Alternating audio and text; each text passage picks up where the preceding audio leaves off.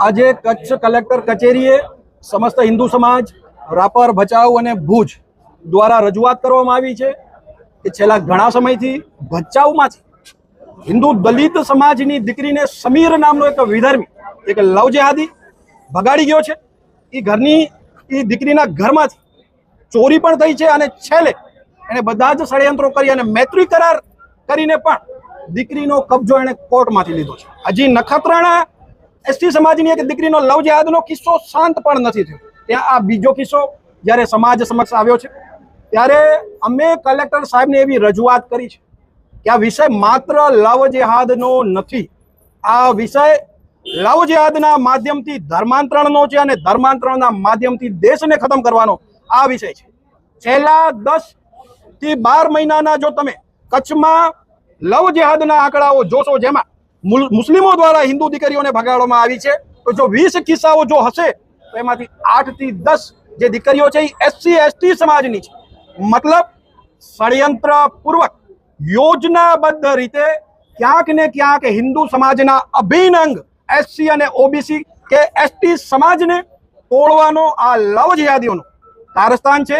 આ સંદર્ભે અમે રજૂઆત કરી છે। આજે સમીર નામનો જે આ છોકરો છે જે લવ જેહાદી છે એને આનાથી 1.5-2 વર્ષ પહેલા એક ઓબીસી હિન્દુ સમાજની દીકરીને એને ભગાડી અને ફરીવાર એને દલિત સમાજની દીકરી સાથે પ્રેમ થઈ ગયો। તો આ કેવી રીતે બને? એને વારંવાર પ્રેમ હિન્દુ સમાજની દીકરીઓ સાથે જ કેમ થાય છે? કેમ એને એના સમાજની દીકરીઓ સાથે પ્રેમ નથી થતો? તો આની પાછળ મોટા માથાઓ સંડોવાયેલા છે। આ સમીર તો માત્ર પ્યાદુ છે, એને રાજકીય શ્રેય પણ મળે છે, સામાજિક શ્રેય મળે છે અને આર્થિક શ્રેય પણ મળે છે અને એનું એપી સેન્ટર ક્યાંક ને ક્યાંક અત્યારે રાપર છે, ભચાઉ છે।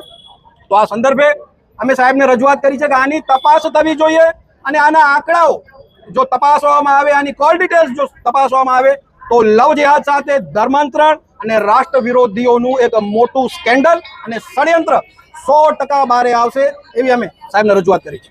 રઘુવીરસિંહ, ભાજપની સરકાર છે, હિન્દુત્વની વાતો કરે છે, કોઈ નેતાઓની કોઈ પ્રતિક્રિયા આવતી નથી આવા બનાવમાં, શું કહેશું? બહુ જ દુઃખદ બાબત છે।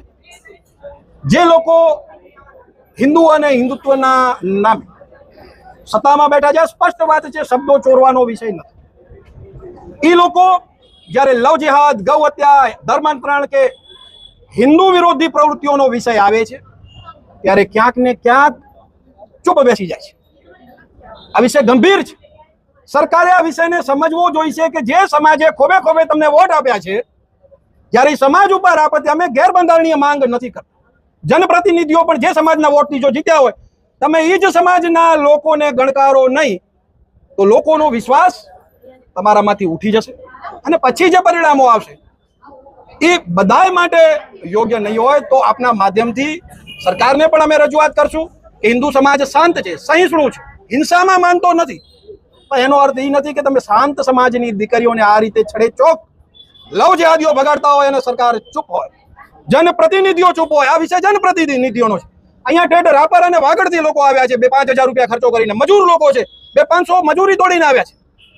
તો જે લોકો સત્તામાં બેઠા છે ખરેખર જો એ જાગૃત હોત તો આ લોકોને ભચાઉ કે રાપરથી અહીંયા ધક્કો ન ખાવો પડ્યો હોત અને આ દીકરી એના મા બાપ સુધી હોત તો ચોક્કસ ક્યાંક ને ક્યાંક જનપ્રતિનિધિઓની ચૂપ્પી પણ હિન્દુ સમાજ માટે અસહ્ય બની છે।